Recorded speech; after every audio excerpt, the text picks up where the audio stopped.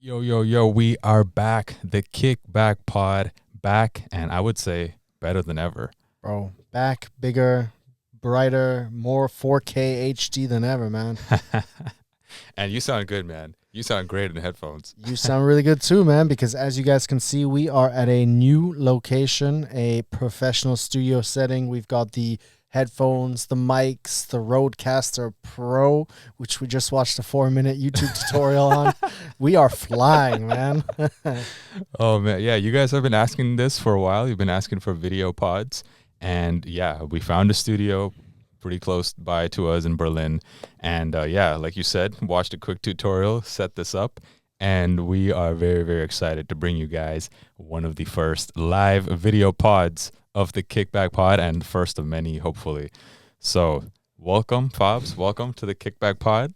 Happy to be here with you. Happy to be here too, man. How are you doing? I've been doing good. It's been probably the nicest. Would you say this has been the nicest winter so far in Berlin in like years? Define nice, like... Okay, I define nice as like I can see the sun every day. Yes. And it's sunny. Yes, it's not gray. We haven't had like 2, 3, 4 weeks of just grayness in a row. And we've had, so that's a good point. Like we've seen the sun quite a lot. It's not been bitterly cold for an extended period of time. We haven't had too much rain, and we've had some good snow too. Because I think a good winter needs to have good snow. Yeah. And the snow came in November, and then it just stopped. Mm-hmm. And it's just been like, at least I've been here for 7 years so far, and this has been my favorite winter. It barely felt like winter. It was like a long, extended spring. So I enjoyed that. But yesterday was officially the first day of spring. We've made it through winter. Oof. We've made it through winter. Actually, you know, my wife is having this convo with me today. Yesterday was also Persian New Year. Yeah. So they celebrate New Year officially on the first day of spring. Uh-huh. And we were thinking about like, why doesn't everyone do that? Because think about it, like it's like you start the new year and you know it's going to be great. Like the weather is going to be good. Yeah. Like you're kind of like starting the new year with like something to look forward to, like summer's about to start, spring's about to start. Like, wouldn't that be a better new year? I mean, it makes sense, but also if you look at it from a different perspective, the 22nd of April, 22nd of December is the winter solstice, right? That's when the days get longer. So technically you could argue that from the 22nd of December onwards, that's when everything's going back up. You know what I mean? Yeah, no, I get that. You still have a lot of time where it's cold and shitty and wet and whatever. But I mean, I think the Persians are onto something because Thai New Year is in April. Yeah. Chinese New Year's in February, right? So there's a lot of different lunar cultural calendars that do not celebrate New Year in January when it's super depressing. Yeah, January is always the most depressing month of the year, right? Like, and why we got to start off the new year like that? Oh. We got to start off the new year with some energy. To humble us, I think. I know. Let's start a poll, man. First Kickback Pod poll of the year is, when should New Year's be? Pick one of 365 days. Tell us your favorite day for New Year's. Well, dude, you've been having a good couple of weeks, right? Like you're looking tanned, looking healthy. Tell us what you've been up to. I have been on vacation. As you may have seen on my Instagram, I hit up a nice island lifestyle for a couple of weeks, Lanzarote, which is the very German way of pronouncing it. I don't know how to pronounce it in Spanish, but it's one of the Canary Islands. I know how the Americans would say it. Lanzarote? Lanzarote. Lanzarote. Sheesh, we're taking shots today.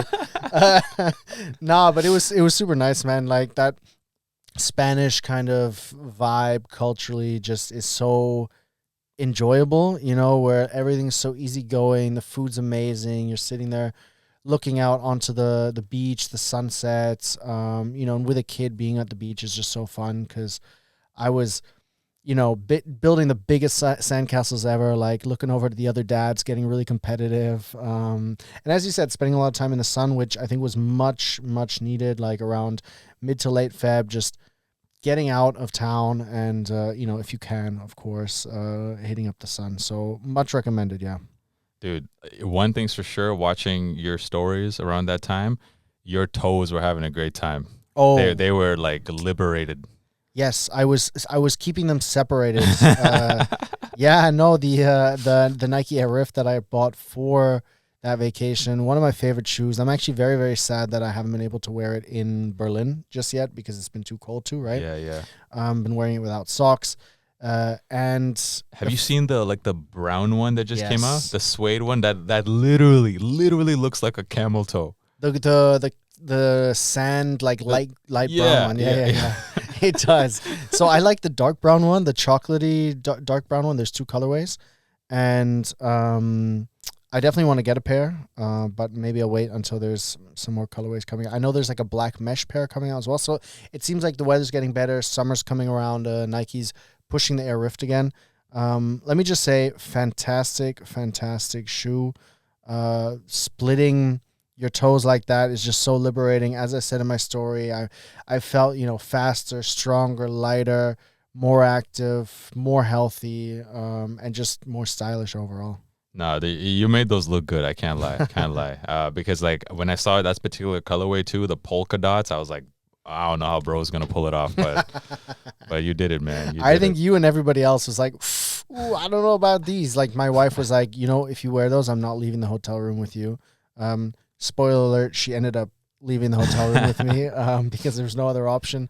But I got a lot of like good comments on them, but then also I think a lot of people in the hotel were looking at me like, who is this German? Who is this German guy? Like, have Germans evolved from the socks and sandals to like the split toe sandal?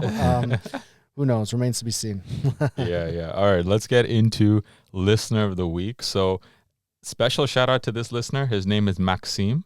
So I was literally on a morning walk a couple of weeks ago, and he just randomly approached me, and he's like, hey, are you Josh? I'm like, yeah. And he said, dude, I was just listening to your episode of talking about the basketball sneakers on your last episode, and like, dude, it's so cool to see you in person. And I was like, no way, man, it's a Kickback Pod listener, like in person. So that's so cool. Yeah. He just happens to be actually living in my neighborhood too. So I'm like, dude, like, that's amazing. I hope we bump into each other again. So shout out to you, Maxime, for listening to the pod and for just randomly approaching me and saying hi, man. That was pretty cool. Shout out Maxime, man. I mean, let's see if he bumps into me at some point as well. Yeah. He'll recognize you for sure. All right. So we are getting to springtime. We know one of the shoes you've been rocking. It's been the Air Rift. Yes. What else has been on your feet lately? I've been wearing the suede gel 1130s. Actually, wait, what do you have on feet right now? That is what I have on my feet right now. Okay, the gel 1130s have been kind of my go-to shoe since I've come back, just because they're super comfortable.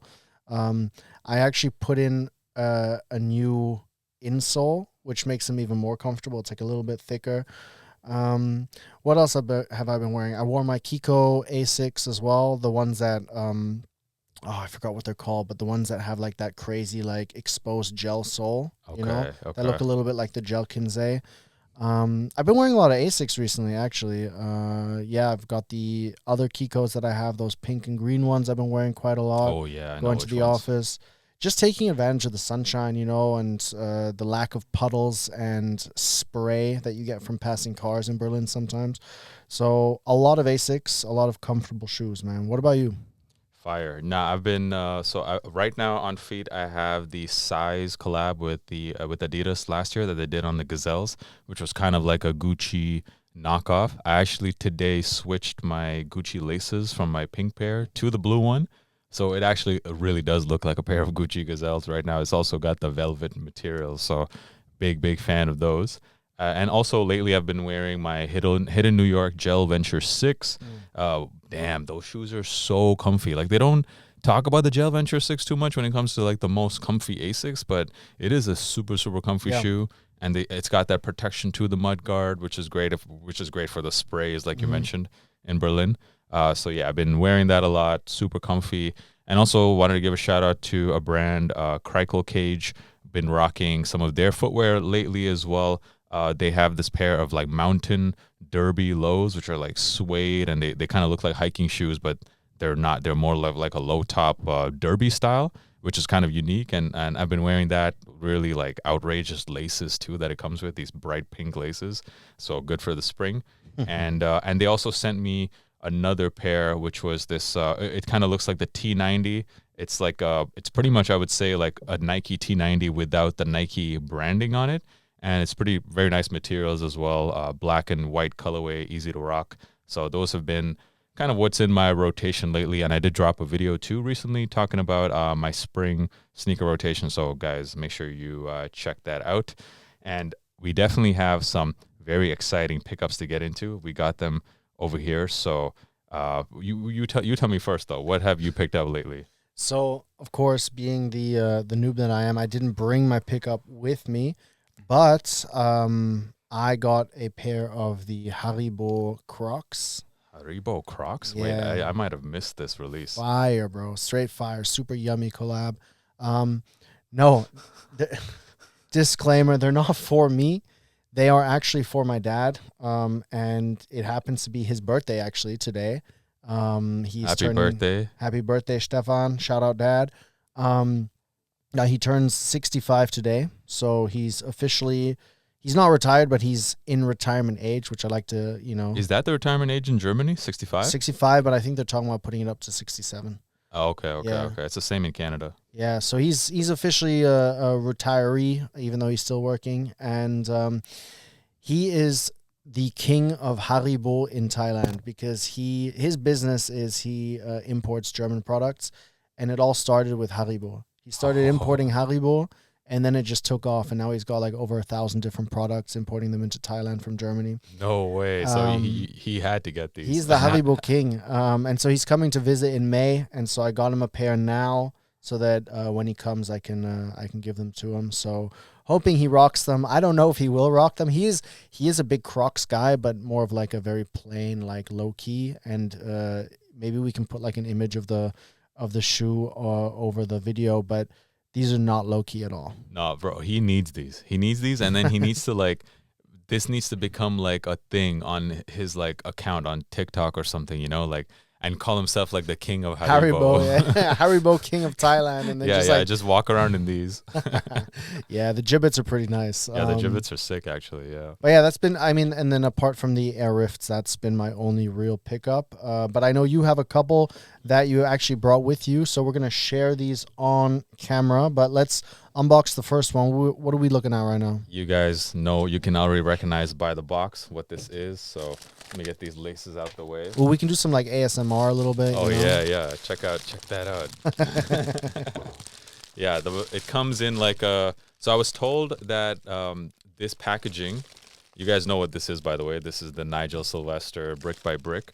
And I was told this packaging here with the plastic and the little like blue tag on it, blue like rope thing on it.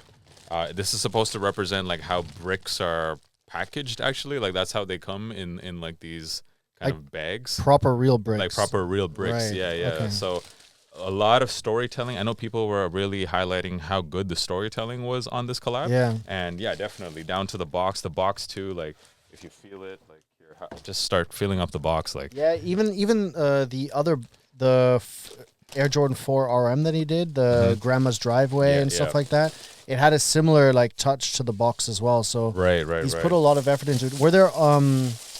Were there stickers as part of this? Because there were stickers in the other 4RM as well. No, not in these. In these, it didn't come with any stickers. But clearly, so the inspiration from this shoe, this colorway comes from like the red brick buildings in New York. So here, have a look. They are so much better in person. Holy. With the white laces, what do you think about the white laces? The white laces, the contrast laces, so nice.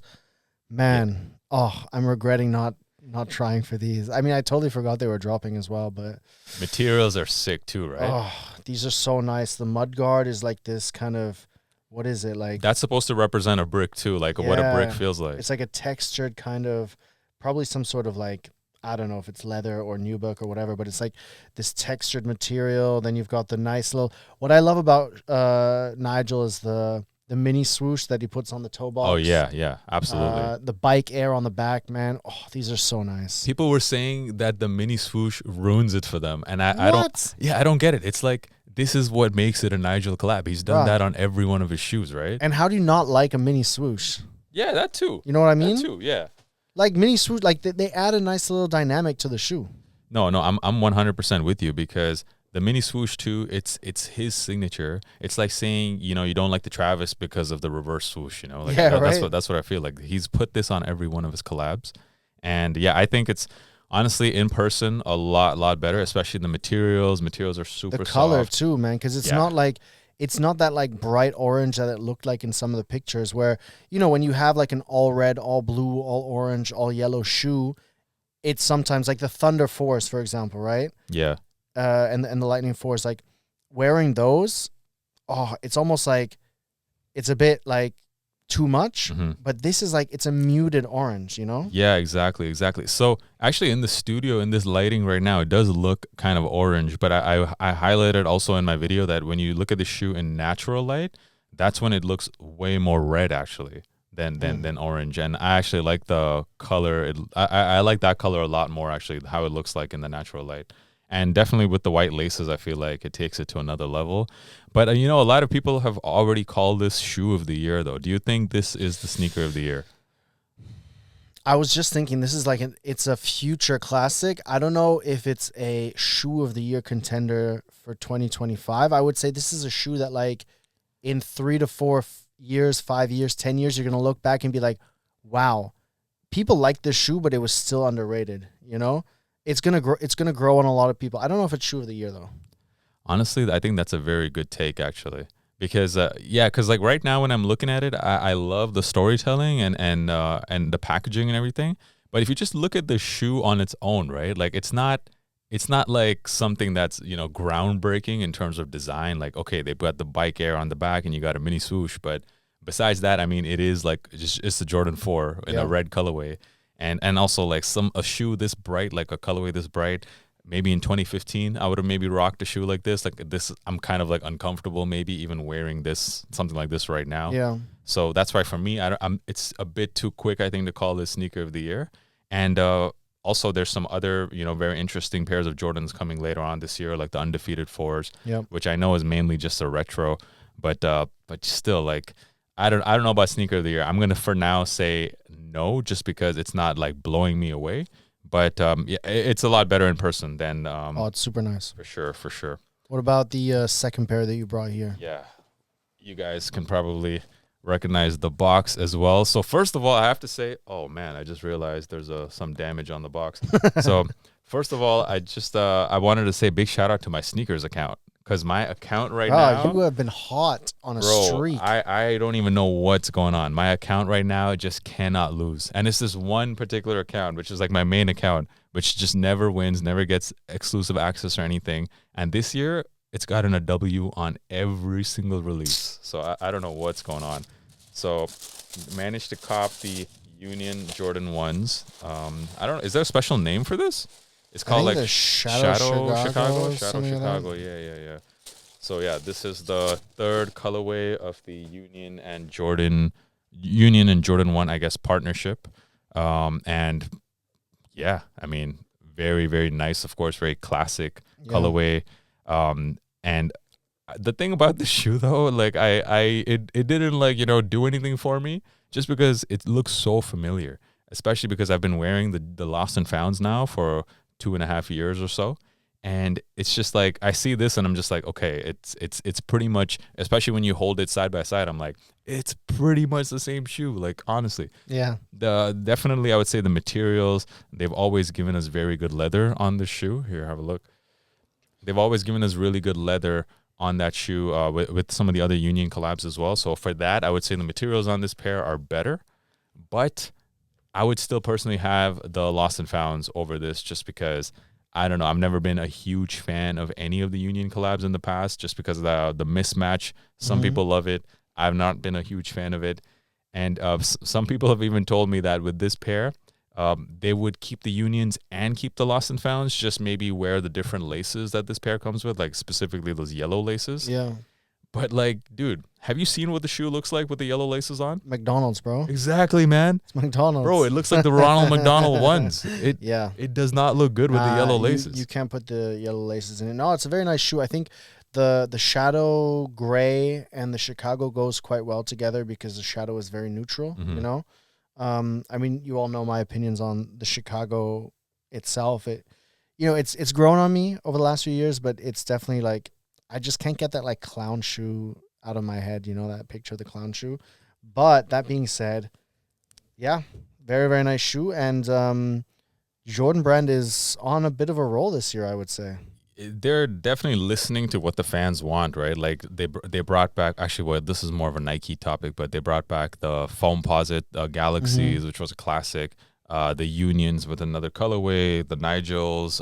What was the other one? They had the black toes, Yeah. then the bread 85s as well. So it's been a pretty good year for them. We actually didn't even talk about what the topic of today's episode was going to be. So we're actually going to be getting into now our Q1, because we are coming towards the end of March now. We're going to be doing like a Q1 sneaker brand power ranking, just kind of ranking all the brands based on how good of a year they've had so far in the first quarter, based on their releases, based on, I guess, the vibe around these brands right now, what where they're standing based on just, I guess, their popularity, both from their collabs and from their inline releases as well. And yeah, you put the initial list together, and I looked at them and I'm like, yeah, I actually don't have any changes. I'm 100% agreeing with you here with the way we've been doing the rankings. So we're gonna give you guys currently our sneaker brand rankings, our top 5, and also tell you which sneaker brands have maybe missed the mark so far this year. And of course, as usual, we'd like to get your opinions. So leave a comment. This will be on YouTube, so you can leave a comment on YouTube, or also leave a comment on Spotify. You guys can do that now. Yes. So yeah, very excited to get into this topic. Do you want to kick us off with brand at number 5? Let's kick it off. And just to preface this, so this is Q1 Power Rankings. We're most likely going to be doing Power Rankings throughout the year, finishing obviously with our top 10 shoes of the year, 2025 in December. And we're going to try and have some sort of continuity between the episodes, meaning that, whatever brand is on 5 now, if it changes for the next episode, we'll obviously take that into account and go a little bit deeper there. But as we said, this is the first one of 2025. Kicking us off at number 5 is probably the biggest brand in the world when it comes to sneakers, when it comes to sportswear, Nike, the swoosh. And I'm just going to give like a little blurb, and then, I'll hand it over to you, Josh. I think Nike has done enough to get into the top 5 this year, right? They've had quite a lot of big releases. They've had a little bit of energy here and there, as you said, with the Foamposites, with the new, the Flight GT that Wale unveiled. Yeah. Then they've got, their regular generally Vomeros and other shoes there. They've got a few really cool collaborations with Cortez Rules the World, with Amamanier.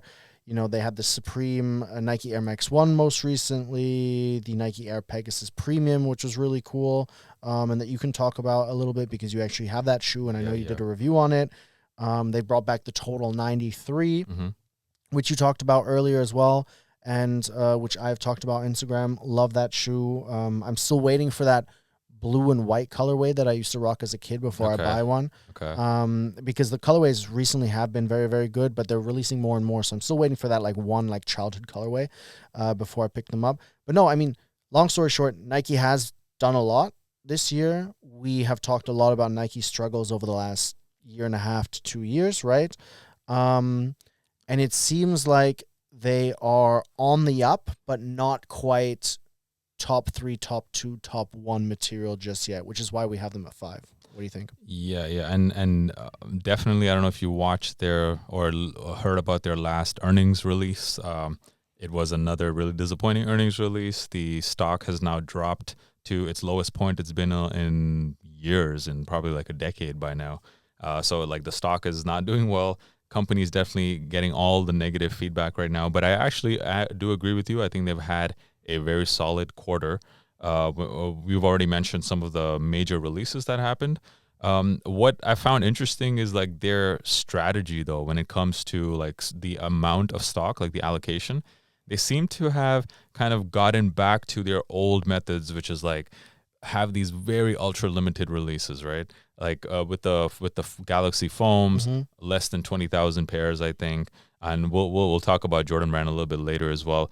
But that seems to be their heavy focus. But the reason we don't maybe have them higher up on the list is because I still think maybe some of their heavy hitters that I think would move them up higher are going to come later in the year. Like you mentioned, the GT Future, I believe it's called. GT Future, yeah. GT Future, like, because we've been waiting to see something new from Nike that really kind of pushes the envelope.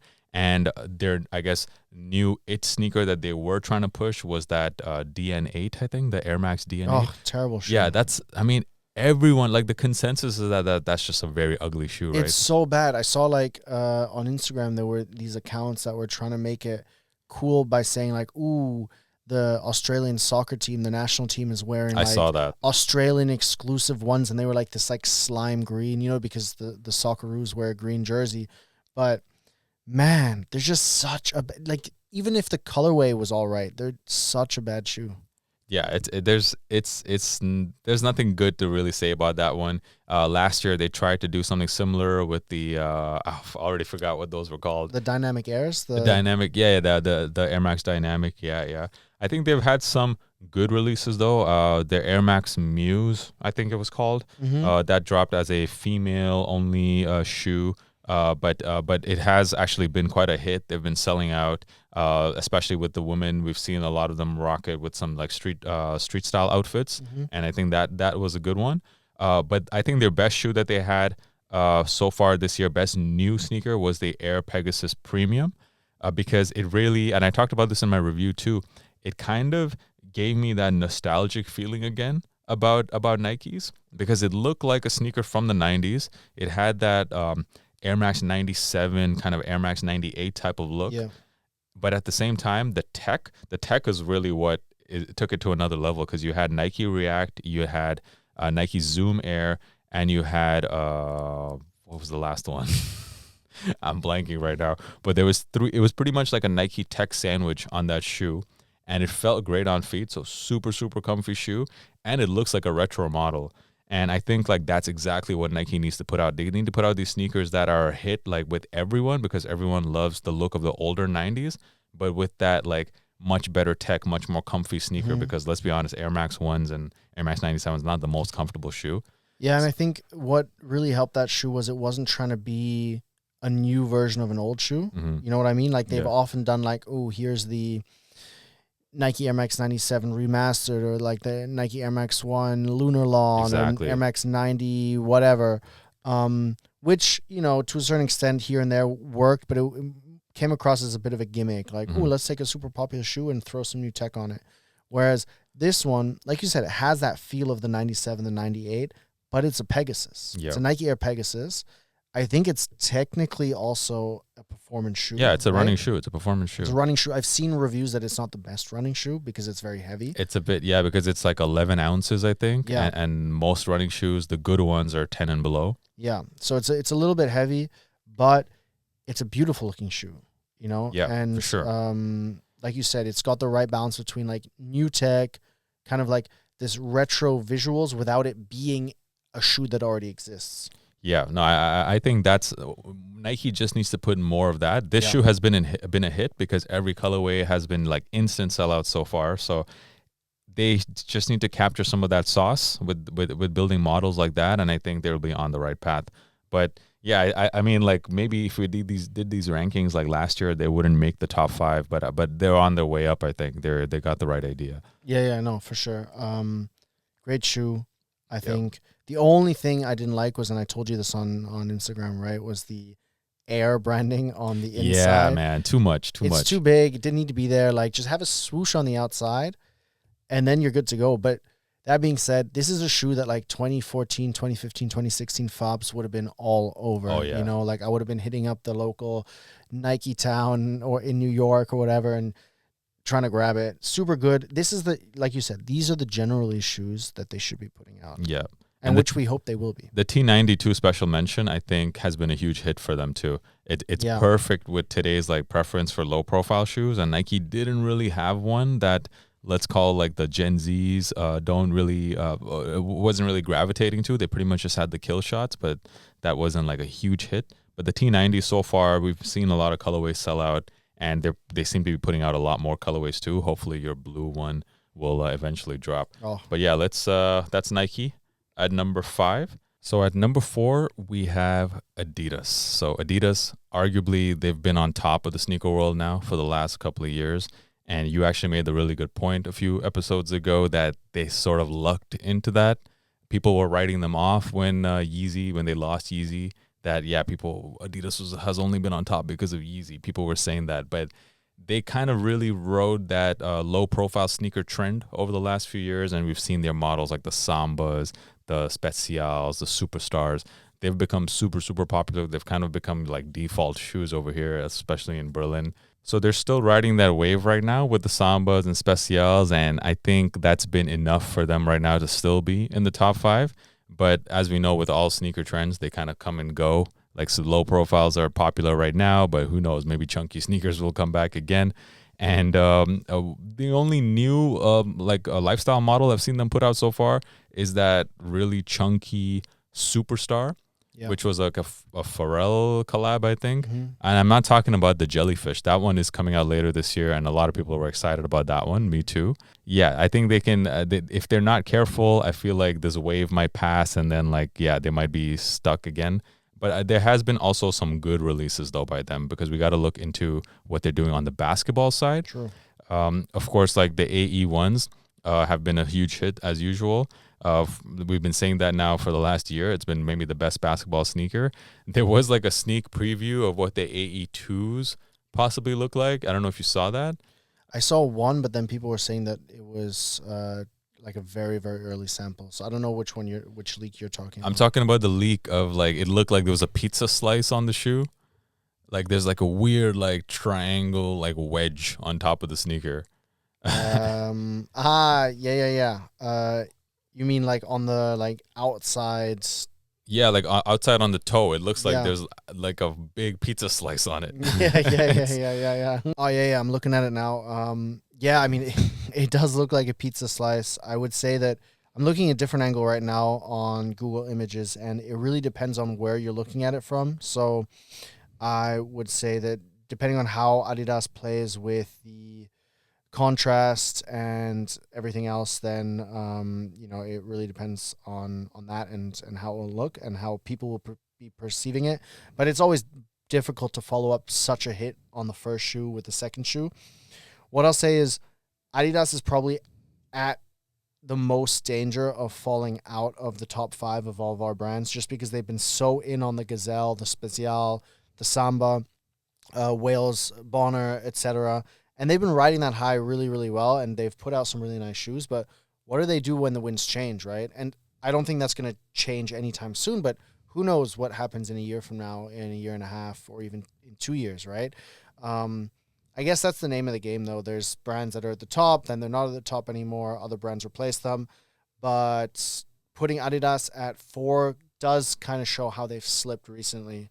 Yeah, I don't even know if it's so much that they've slipped. It's just that I feel like also other competitors now are catching up, and everyone's kind of taking advantage of the low profile trend right now, right? Like Nike's putting out the T90s.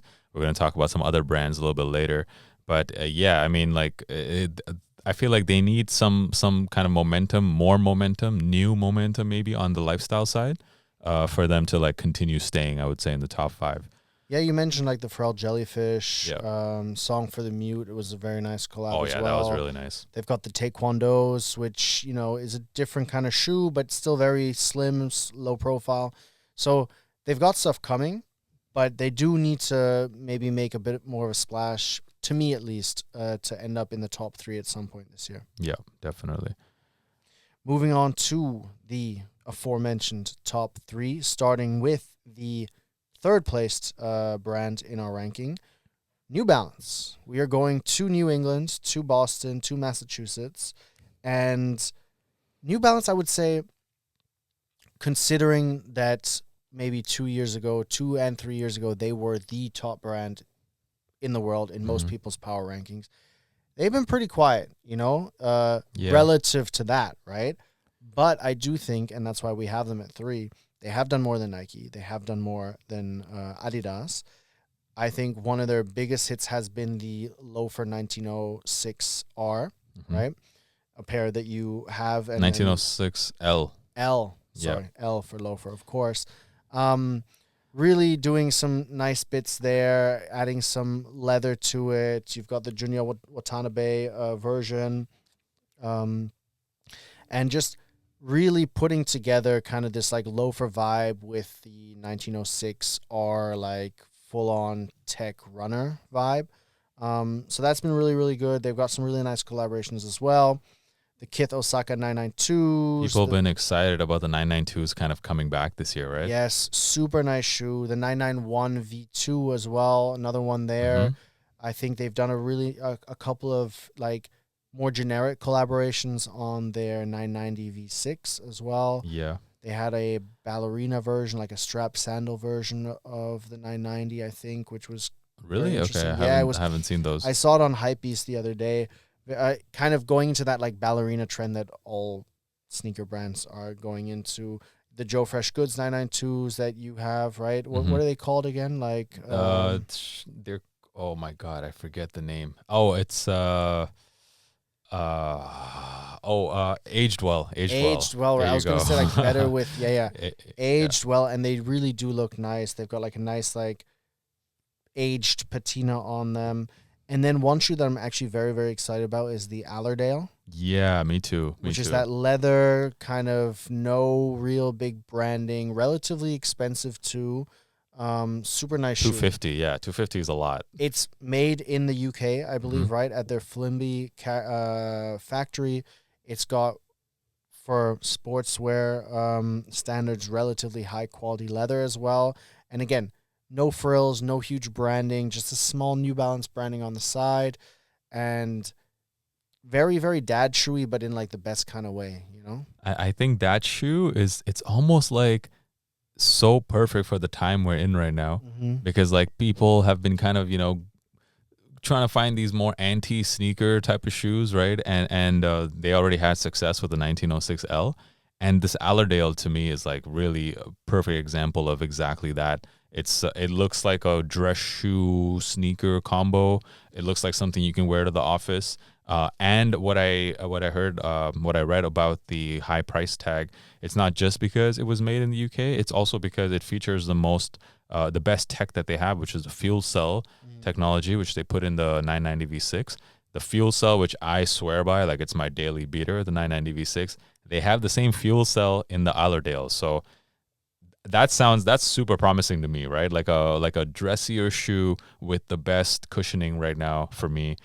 So I'm very excited to get them. And I saw, I don't know if this is like an Aimé Leon Dore collab, but today there was Outlander magazine posted a picture of like a white version of that shoe, which I think like has a lot of potential. Leather looks great, and if it's got the nice comfort as well, I feel like that shoe, like New Balance really has their finger on the pulse right now, I feel like, in terms of what people are looking for in sneakers, and they were able to pivot to these more less sneaker looking shoes really well. And I feel like the only reason we have them at 3 is not necessarily because they've had a bad quarter. It's just that some other brands right now have a bit more momentum behind them. But New Balance, I think, solidly, like, don't change anything, keep doing your thing. It's better to be like steady, you know, instead of, you know, trying to ride waves every time. And New Balance is as steady as it comes. Yeah, for sure. I would say that this is the first brand in our ranking where I'd say that, as you put it, they've done nothing wrong. They've stayed in their lane. They're consistently putting out good product with cool collaborators, with niche for niche communities. Whereas maybe Nike and Adidas were a bit like, you'd expect them to be higher, right? You'd expect them to be doing a little bit better. They're slipping a little bit. They still have enough time and still have enough heat that is being projected for the rest of 2025 to climb up the rankings. Whereas New Balance, they're doing well. They're in the top 3. They're doing very, very well. It's just that the top 2 have done a little bit better, have made a bigger splash, as you say. And then on that note, I mean, let's hit it to top 2. Take us away. So at number 2, we have Jordan Brand. Yes. Jordan Brand has had a very, very big quarter, I would say, compared to their last few quarters. They've been putting out releases that, if you watch resale prices, you keep track of secondary markets, they've been really, really coveted. the Nigels and the Unions, which I just showed you guys, the Bread 85s, also the Black Toe Reimagine, even though those didn't do so well on the resale market, but it was a really, really nice shoe. Materials were great, and people were just very happy, of course, to see such a classic colorway come back. So Jordan Brand, I think they will forever be, like a retro brand, because people aren't really looking for, new models from Jordan Brand. But, the brand kind of, acknowledges that. And at least what they've been trying to do this year is give people what they want. Of course, they could, give them in bigger quantities so people would, stop complaining about these sneakers being so limited. Yes, they could do that. But I think that they have a lot of good momentum right now.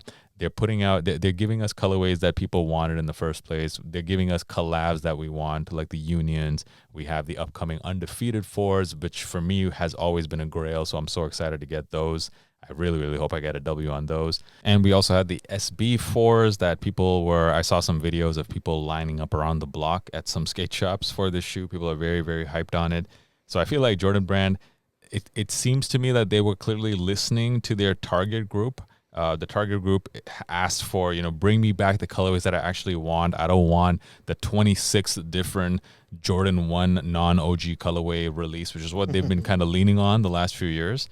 I feel like Jordan Brand has now, we see a lot fewer Jordan 1s being released. Instead, the ones that are actually getting released are those colorways that people really, really want. We also have the Jordan 1 shattered backboards coming later this year. People are hyped on that. So, yeah, I mean, they are leaning into what their customers want, which I think is giving them a lot of momentum right now. And there's just a lot of good collabs coming. And if you look at pretty much all of the sneaker blogs out there, I feel like Jordan is kind of dominating all the headlines right now. So, yeah, I mean, I think it may be too early to say they're all the way back, but they're definitely one of the most highest momentum brands right now. What do you think? Yeah, definitely. I think you kind of hit the nail on the head. The Air Jordan 1 is back, and they're being a lot more selective with, who they're letting collaborate on it, what kind of colorways they're bringing out, how strictly they also stick to kind of the OG retro colorways as well. The Black Toe Reimagined, right, being a nice reimagined version of the Black Toe. Then you've got the Shadow Chicago's, as we talked about earlier. Air Jordan 4 still flying. The Air Jordan 4 RM is actually a decent shoe. I think it's, it's not selling out every single colorway, but I think people are, definitely feeling it to a certain extent. It's not like a Flight Jordan, which nobody likes. Yeah, exactly. And this is it. This is a point I wanted to make earlier, but I wanted to wait before we tell you guys that Jordan Brand is on spot 2. Nike and Jordan Brand obviously are technically one brand, right? Jordan Brand belongs to Nike, and I think if we saw them both together, Nike would be rated a lot higher in this ranking, but I think just for all intents and purposes, because they have such different products and it is so easy to split them, we have split them for this ranking. Yeah, I am very, very excited about Jordan Brand. I think that Jordan Brand also benefits from having pretty much an anniversary every single year. Yeah. Jordan 1, Jordan 2, Jordan 3. I mean, they Right. came out year after year. So obviously every single year you're going to have the 35th anniversary of this and then the 25th of this and the 37th of this. And you know what I mean? So it's very, very easy, I think, for Jordan Brand to create a narrative around their products and to create hype, as long as they're sticking to the basics, as long as they're sticking to those shoes that people want, as long as they are bringing the colorways out that people want and not going too crazy. And, because Jordan Brand does have the propensity to be like, oh, Jordan scored a backwards layup in this one game in high school, and so this is the colorway that represents that. Stay authentic to the storytelling, to the product, to Michael Jordan and his legacy, right, and heritage as a basketball player and just phenomenal athlete, and then Jordan Brand will be all right. I think Jordan Brand will always have demand, right? Yep. People will always want the OGs, and they will always want the collaborations if they're done well. And at the moment, they are doing them very, very well. So, Yeah, Jordan Brand, very, very, very well-deserved second spot on our power ranking, in my opinion. I can't say I expected this brand to be number one in terms of momentum right now, but take it away, man. What is the number one sneaker brand right now in 2025? I mean, the fastest brand out there, man, Puma, the other brand from Herzogenaurach in Germany. I can't say that even if I try. Herzogenaurach, yeah, say that 5 times What? fast. Herzogenaurach. Herzogenaurach. Yeah, that was very close. Okay. That was very, very close. Okay. Yeah, I mean, those of you who follow us individually, the podcast, follow any of the blogs, you will know that Puma has been having a very, very hot 9 to 12 months. The Mostro has been doing really, really well, but most of all, the Speedcat has been propping up this brand. And it is, luck in a certain way because low-profile shoes, slim shoes are doing really, really well, similar to Adidas with the Samba. But it is also very, very clever marketing. I think that Puma 5 years ago would not have been able to take advantage of this hype, even though they have the catalog and the assortment to do so. But whatever they're doing there in their headquarters in terms of marketing, storytelling, it's working. They're partnering with the right types of partners, such as Hard Copy for Fashion Week. They are attending the right events, such as Fashion Week. They are doing cool things that people want to be a part of. Skepta is pushing Puma like crazy, and his little sub-brand collection, capsule, whatever, flying off the shelves. People really want to be a part of that. Puma Fenty, the Avanti Fenty as well. There's a lot of good stuff coming out Puma stables. There's also still a lot of like whack stuff, but every brand has their like generic mainstream shoes that, aren't cool. Yeah. The thing is, Puma is doing really, really well with the stuff that is doing well. And it's wild. Like at my job, right? Like I work at Zalando. We're a multi-brand retailer. The Speedcats are flying off the shelves. Like we have them in 15 different colorways. You were recently talking, I saw you on TikTok. I don't know how recent it is, but the shoes that you bought for your wife, one of them being the Speedcat in that nice gray colorway. Yeah. The brown colorway, yeah. Brown colorway. Super, super nice shoe. A shoe that I grew up wearing as well. And yeah, man, I mean, Puma's on it. And I think had you asked me 2 years ago, I'd have been like, nah, you're tripping. But it feels right in this moment, Yeah, and I just feel like I just see Puma everywhere now, and I don't just mean on the streets. I mean like on my feed. If I'm looking for, like you said, Fashion Week, I felt like they were the sneaker brand that dominated Fashion Week. They have the coolest events. People wanted to be there. They had the coolest events, exactly. They had the amazing, not booth, but they had like a whole like setup there, right? Like showing like their entire archive. Yeah, they brought their archive to Paris, which is so cool. They've been so transparent. I think one thing that Puma has done really well is they've been so transparent with the media, with creatives, with people in the industry. They've invited so many people to their archives to take a look at their shoes. Adidas does so to a certain extent as well, but Puma's just been like, yo, anyone who fucks with us, come to the archives, check out our stuff. And they have really cool stuff, and so when you connect to people on a product basis, like consumers, that's one thing, but when you connect to the people that are like, I don't want to say tastemakers, but people who are working for blogs, media, have their own channels, have big followings. If you're connecting with those people, those are the right people that you want to sway in your direction. Yeah, and I you mentioned my wife earlier. Like I do have this kind of like wife test when it comes to like sneaker momentum. Like if my wife was not really even into sneakers at all, like she doesn't really keep up with the news or whatever, if she comes to me and she's like, hey, can you maybe get me these shoes? I know, like, okay, there's definitely some hype, there's some momentum behind it. And she asked me, she's like, I need these Speedcats. So the Speedcat definitely has just a lot of momentum right now. I see it everywhere. I see it all over TikTok.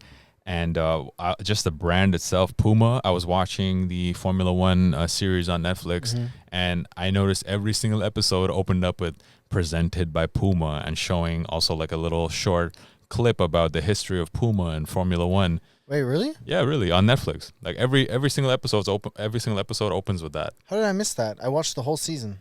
Really? Yeah.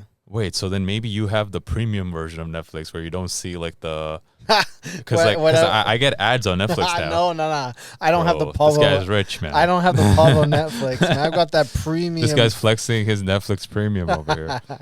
No, Okay. I'm getting ads on Netflix now. Yeah, I mean, Puma has always been very big into motorsports. So Yeah, it of makes course. sense. Yeah. So I mean, yeah, I feel like I see all these ads all over the city for Puma. They're just very visible right now. So yeah, I think they deserve momentum wise. I think they deserve the number one spot right now for sure. Yeah, for sure. Big ups to the team in Herzogenaurach for the work they've been doing. So yeah, Puma, top of our rankings. We will go through the rankings again just so that you don't forget. In number 5, we got Nike. Number 4, we have Adidas. Number 3, we have New Balance. Number 2, we have Jordan Brand as a standalone brand. And as you just heard, number 1 is Puma. But you might be asking yourselves, what about all the other brands? Well, we have some just missed out / honorable mentions that we are just going to fly through. So maybe, I don't know, Josh, you want to take us through the first? Yeah, I mean, Asics, Asics has had a lot of momentum last year, but this year I feel like they've just been pretty quiet, I would say, the first quarter of the year. The only release that really caught my eye were those Kiko Gel Nimbus 10.1, I believe. Those are some really nice colorways there. I'm excited actually about an upcoming collab next month with Nanushka. Ooh, that one looks nice. Those look super, super nice, yeah. But I'm sure like the momentum will come back in the next period of the year because just first quarter they've been kind of quiet. So I don't think they should be in the top 5 right now. So we'll keep it at that, but nothing against them. It's just been kind of a quiet quarter for them. Facts. And then jumping from Asics, you have Solomon, right, which is another brand that a lot of people wearing, and I see this brand more and more on TikTok. And actually, it's funny. The mainstream media and mainstream creators are like, oh, the XT6 is such a cool shoe, blah, blah, blah. And, like, I feel like this is going to be I think the XT6 is going to be a big women's shoe this year on TikTok.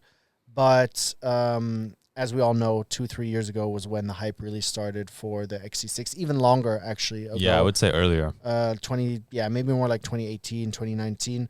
But yeah, Solomon, I don't know, like when was the last time they had a collab that really hit, really brought energy to the brand? And that's why I think that it's a brand that is kind of treading water at the moment. It really needs something big to happen. To even get anywhere close to the top 5, because right now it is not really close. Yeah, I would say it missed. I don't know about honorable mention. It kind of missed out by quite a bit, I would say. But then we have On, the Swiss brand, who definitely had a lot of great shoes coming out last year, and a lot of sneaker blogs who I never see mentioning On were now mentioning On. Mm-hmm. They also had some celebrities. Some big high-profile celebrities such as Zendaya rocking their sneakers. This quarter, definitely the post-archive faction collab would just dropped, and I managed to actually scoop that Cloud Monster 2, the brown pair, which should be coming in next week. I'm looking forward to that one. But yeah, that was outside of the PAF collab. There wasn't really anything else too crazy in terms of, I don't know, sneakers that really made some noise on the blog. So for that reason, I feel like, I don't think they deserve the top 5 right now. Yeah, they've been very, very quiet. They're still a little bit too niche for me. So definitely agree with you there. And then, taking it to our next contender for just missed out, honorable mentions, Saucony. We've talked about them a lot on the pod. I've talked about them a lot with Amadeus on Oshun. You've probably talked about them a lot in some of your videos online. And yeah, I mean, the J-tip stuff is hot, right? Like, it's really cool. People are liking it. There is more energy behind Saucony than ever before, I would say. But is it enough? I don't know. It's very similar to On, right? There's just not enough happening at the moment to warrant being in above any of the 5 brands that we have in our top 5. Yeah, right. I mean, I feel like we only keep hearing about all the different J-tips pairs from them, but outside of that, they're not making too much noise for right now. But yeah, I mean, I'm definitely looking forward to trying out some of those pairs for myself because I haven't yet. But yeah, I mean, that pretty much rounds out the just missed out / honorable mention. I'm just gonna quickly run through some upcoming collabs before our next episode next month, because it definitely seems like there's some great stuff dropping in the next few weeks. We have the Nanushka collab, which I just mentioned, with Asics on the Gel Kinetic Fluent, dropping on March 25th. On March 26th, as you guys know, Air Max Day. The biggest drop this year seems to be the Nike Air Max 1 Poly. Big Head Origins is the name of the shoe, and that will be dropping on March 26th. We have also on the 27th, the Stone Island New Balance 998. We were talking about New Balance just keeps doing their thing, and I actually really like this shoe because it features that trademark material of Stone Island, which I'm forgetting the name right now. I know it starts with a R, but yeah, you see those materials on the shoe, and it's a nice, clean colorway. And then moving into the month of April, we have the Ama Maniers. Actually, that's not in April. That's on March 29th. We have the Ama Manier Air Max 95 Hand Wash Cold. So this is like a more muted colorway that should be dropping very, very soon. Also to round off Air Max month. And then moving into April. So in terms of like heat releases, I would say, like we mentioned, the Puma Speed Cats.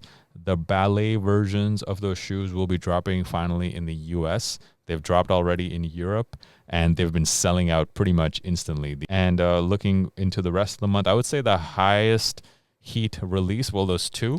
On April the 3rd, there's the Yuto Haragome Nike SBs. His second pair, right? His second pair, the matcha colorway. Very, very Japanese with the colorway there. And of course, I missed out on the first one. I'm definitely going to try to get this second pair. And then also in April, I don't know exactly the date, but we're going to see another Cortez Air Max 95, the Tour Yellows, I believe they're called. It's just simple black and yellow pair. A lot of speculation that this might be like a Brazil exclusive. I hope not. I don't see that. Like, why? Like, it would be pretty crazy and cool for it to be Brazil exclusive. Yeah, but I don't see it. Yeah, but that's pretty much like what has been on my radar for the month.